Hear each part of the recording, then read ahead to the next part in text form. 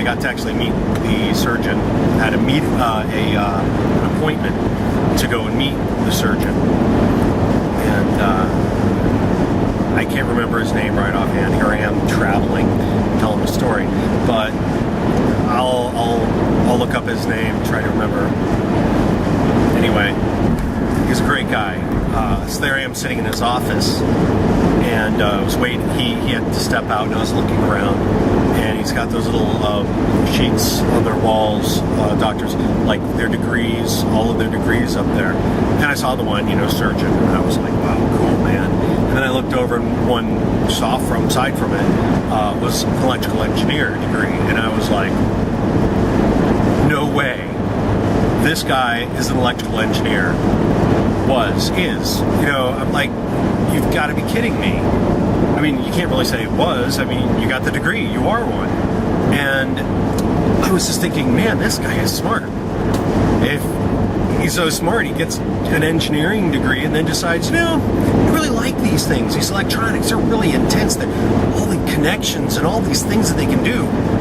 I think I'll be a brain surgeon. And he did. And he's the best.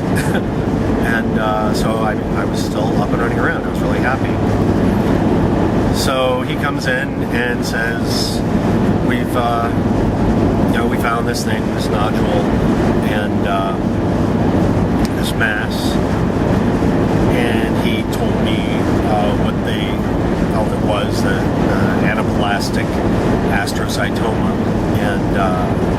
And I said, oh, okay. And he says it's they got those two terms for if it's benign or the other one. Anyway, one of them isn't so bad and one of them is bad. And he looks at me and he says, well, it's whatever it was. And I said, oh, is that good or bad? He goes, that's bad. I'm like, oh, okay. And I guess I was in shock. I mean, there's those stages that we go through in our lives when something really big happens. I think one of the first things is shock. You don't know how to react. You don't know what happened. You're just like, and you're not even sure you're going to accept what they said or what just happened to you. You're not even ready to accept it. And I went through all the stages. I don't remember what order they're in, but there were times when I was really upset and I was angry, and there were times when I was just depressed. There were times when I was so incredibly sad. I mean, I was just crying. And then after I went through all those stages, eventually I reached the acceptance stage.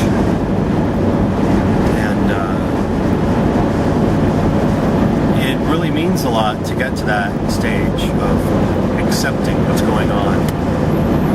And I know that that's one that a lot of people can't hit. And some people, they tell you, oh, these are all the stages and you will go through them. It's like, well, not necessarily will. There's some people who will never accept. But I'm really glad that I got to that stage and I was willing to accept it. So that's always a positive thing. So, yeah, there it is. That's how I got brain cancer. And it was pretty scary. I didn't know how long I was going to be around. I have a son. He's now 10. He was 3. I think he had just turned 3 before that. And I didn't know what to do. About, I don't know, less than a month before the surgery, I just went through a divorce. And luckily, she is an amazing friend of mine, and we're still friends. I wish everyone could do that. Stay friends. Especially if you have family. Come on, it's your life, right? You're going to say, oh, this is my life. Well, it's his or her life too. can't do that to someone. Just two parents fighting over kids just getting torn up. Anyway, we're really good friends, and she helped me through that. So,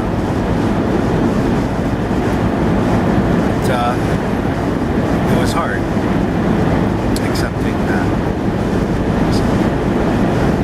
And so it was a week after, or a month or so after the divorce, and when she found out, she was there to help and got me a new place to live. And I went back to work. When I was doing good enough, I went back to work, and I'd gotten really slowed down. I still remembered a lot. Which was great. So it really wasn't too bad. But there were moments that I'd have, and they had me on some anti-seizure medicine, I think. They had me on something, and they also had me on some chemo. And the chemo was a pill, or a couple of different kinds of pills, instead of getting the fluids to work on the cancer. So it make you feel sick, but I didn't lose my hair. Well, at that point I hadn't lost my hair. Yeah. But I guess that's another story. It took a lot to get into it. And going back to work was tough. And I think I'm really glad that I had good friends at work. In fact, everywhere I've been, I guess I'm just a really lucky person. I'm not sure how to look at that. I feel I'm a very lucky person. I've had friends everywhere I've gone. I've made friends. And that's really important to do for everyone. If you just go and